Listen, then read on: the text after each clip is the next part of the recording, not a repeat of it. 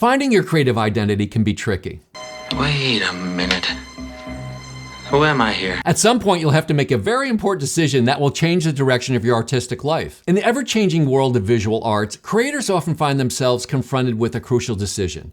Should they become specialists, focusing intensely on a specific medium or genre, or embrace the role of a generalist, exploring a broader range of artistic expression? Both paths come with their unique set of advantages and challenges. I'm a generalist by nature, and the trajectory of my career, circumstances, and even serendipity have shaped my path since I started in the late 80s. Yes, prehistoric times.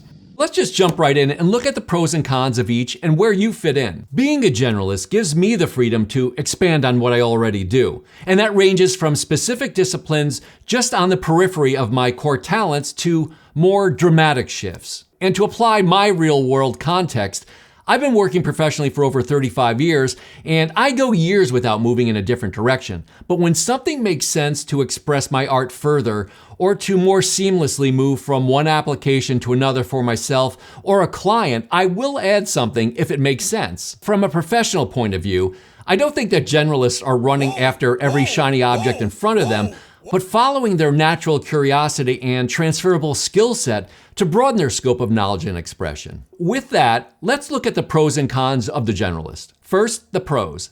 Number 1, versatility and adaptability. Generalists have the ability to adapt to different styles, mediums, and subject matters. This versatility allows them to navigate various artistic landscapes, experiment with different techniques, and stay relevant.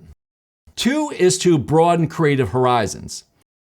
Generalists enjoy a wide area to play in, as they're not confined to a specific niche. This freedom allows them to explore diverse ideas, collaborate with artists from different disciplines, and create cross-disciplinary works that challenge traditional boundaries. And digging deeper, we need to realize that not every area explored by the generalist gets incorporated into their final offering. In the best case scenario, yes, of course, that's the goal, but if I feel that my work in an extended discipline doesn't match the level of my core talents, it will very happily sit in the background of my broader knowledge and at times prove itself invaluable in speaking the language of other artists that I work with. Number 3 is increased problem-solving skills. The diverse experiences of a generalist contribute to enhanced problem-solving skills. Exposure to different artistic challenges fosters a creative mindset that can find innovative solutions drawing from inspiration of various sources. Not to say that the specialist has tunnel vision in this regard, but the generalist by nature does look for answers as much as it does inspiration in getting results. Number 4, wider audience appeal. Generalists often appeal to a broader audience due to their ability to create work that resonates with people from different backgrounds and interests. This broader appeal can lead to increased visibility and recognition in the art world. This is important to consider in getting your work seen and marketing yourself as a professional when your goal is paying work, right? And this can be the very thing that pushes your career forward. Just don't let the goal of increased visibility drive the actual work that you do. Now let's look at the cons of being a generalist. Number 1, this one seems obvious, is the lack of deep specialization. While generalists have a wide skill set, they may lack the depth of expertise that a specialist possesses in a particular area. This can sometimes limit mastery in a specific medium or style, affecting the overall quality of their work. Number 3, risk of artistic ambiguity. Generalists run the risk of having an ambiguous artistic identity. Without a distinct signature style, it may be difficult for audiences to recognize and remember their work, potentially hindering the development of a strong personal brand. And I can attest to this 100%. One of my biggest challenges to this day is not specializing in only one style. And this is something that you need to keep in mind.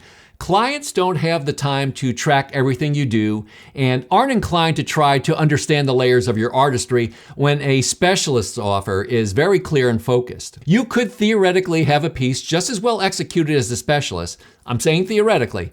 And if a client perceives the other artist as a specialist, there's still a good chance that you won't get the job. So there are very real and perceived disadvantages to the generalist. So now let's take a look at the specialist. The specialist is the rock star of the art world, and I mean that sincerely. They're the breed that inspires us to want to create in the first place. Their passion for delving into a particular media and making it their own is where we find art's greatest masters. We stand in awe of their talent, and if you're blessed with a passion and a curiosity to make your chosen form of expression your life's work, defying all trends, the specialist path provides solid ground to explore. And this level of mastery often attracts an audience who appreciate their skills, leading to opportunities that align with their expertise. But in the pursuit of specialization, many artists struggle with the challenges such as adapting to market trends, finding balance in their intensity, and navigating potential creative strengths within their chosen specialization. So now let's look at the pros.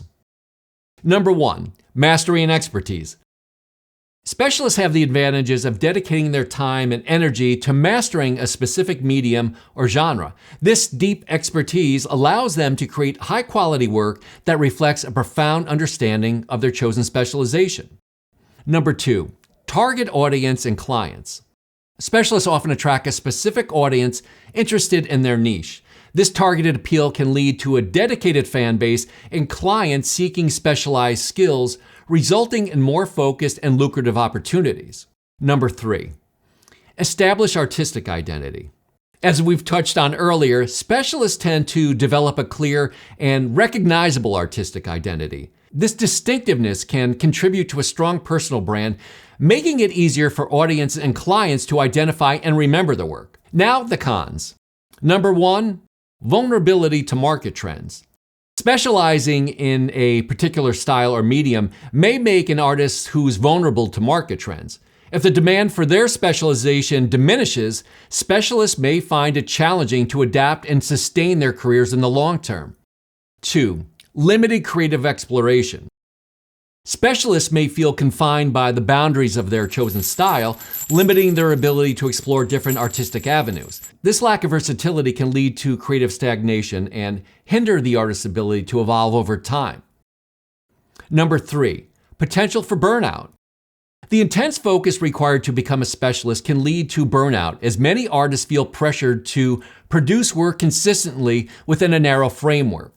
This pressure can limit their enjoyment of the creative process and negatively impact their mental well-being. You don't need me to tell you that each approach is valid, and in my case, the ideal path lies in finding the balance between the two. I'm sure it's cost me a broader and more prestigious hold on my intended markets, but my choices still provide me with steady project for all these years, and the thought of being stuck in one approach, one medium, just wouldn't work for me. Take the time to decide what's right for you, and know that it doesn't have to be your final choice. Life and your developing focus will ultimately tell you where you want to be. And now, knowing this and how you want to approach your art, you may want to watch this video to see how to develop your personal brand. Thanks very much for watching. See you in the next video. Bye.